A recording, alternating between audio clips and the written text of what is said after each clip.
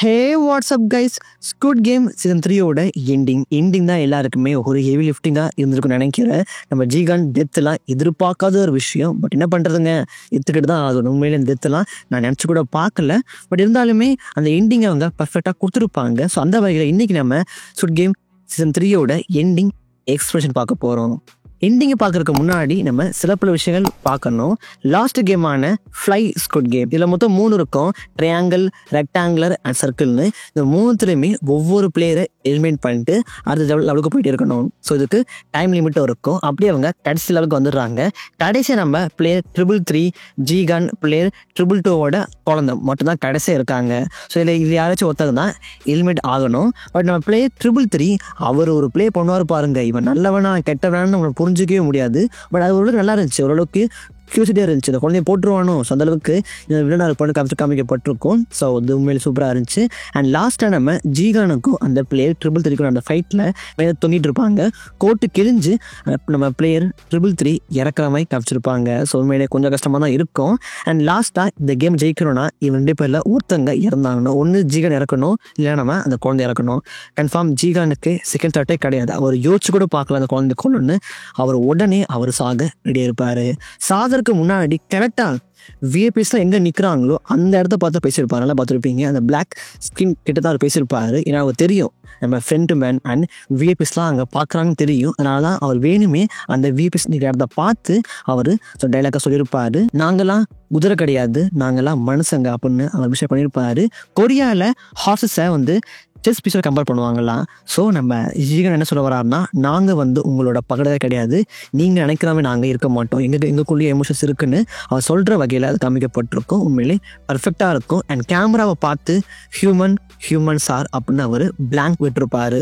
So அதை நம்ம feel பண்ணுறமே அவங்க ரைட்டர்ஸ் விட்டுருப்பாங்க. பட் நான் ஃபீல் பண்ணது humans are faith are belief.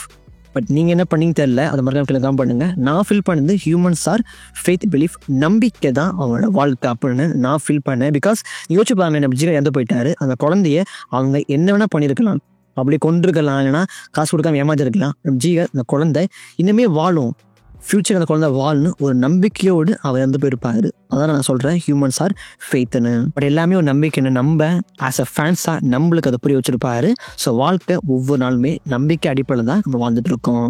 And என்னோட ஃப்ரெண்ட்ஸ் சொன்னது என்னென்னா, ஹியூமன்ஸ் ஆர் சர்வைவர்ஸ் அப்படின்னு சொன்னாங்க. ஆக்சுவலி அதுவுமே ஏற்றுக்கமாக இருக்குது. இன்னும் நம்ம எல்லாருமே எத்தனையோ அழிவில் பார்த்து நம்ம வாழ்ந்துருக்கோம். ப்ராபப்ளி அதுவும் ஓகே தான், ஹியூமன்ஸ் ஆர் சர்வைவர்ஸ். பட் எனக்கு humans are faith and belief தான் எனக்கு ஒர்க் அவுட் ஆச்சு. உங்களுக்கு மறக்காமல் கீழே காம்படுங்க கைஸ்.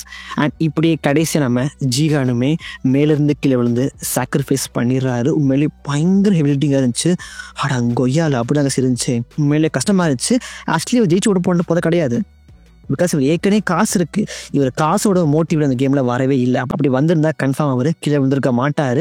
அவர்கிட்ட காசு இருக்குது, பட் காசு ஒன்றுமே கிடையாது.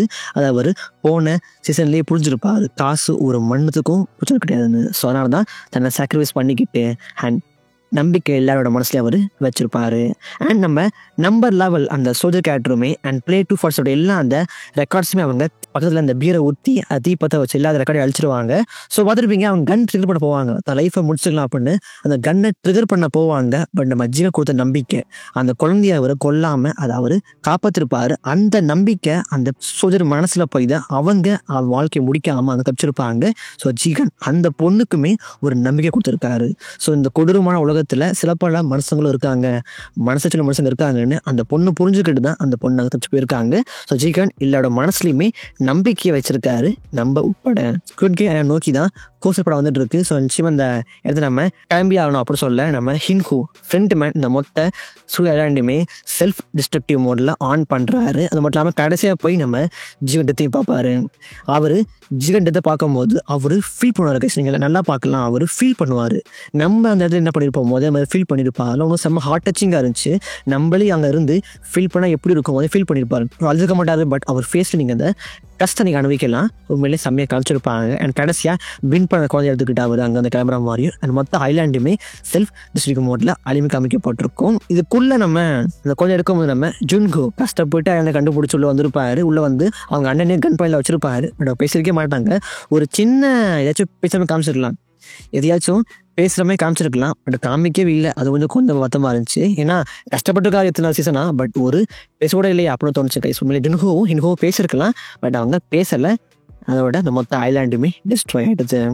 6 மாதம் அப்படியே ஓடுது. நம்ம ஹின்ஹோ கரெக்டாக நம்ம ஜிகான் தன்னோட பணத்தை எங்கே ஒழிச்சு வச்சாரோ அதே ஹோட்டலுக்கு வந்து அதே ரூமை உடச்சி எடுக்கிறாரு.